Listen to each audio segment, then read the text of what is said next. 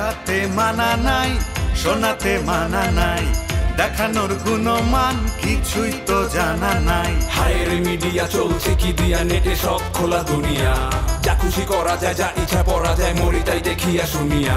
গান নাচে জোড়া তালি তালি, সংলাপে গালাগালি, আবার নাতিনের পিছে ফেউ, নানার বয়সী কেউ বিয়ে করে নিয়ে ঘরে রে, দেখি প্রচার জোরে সোরে রে। এসব দেখতে কষ্ট, সমাজ নষ্ট, করি কি উপায়?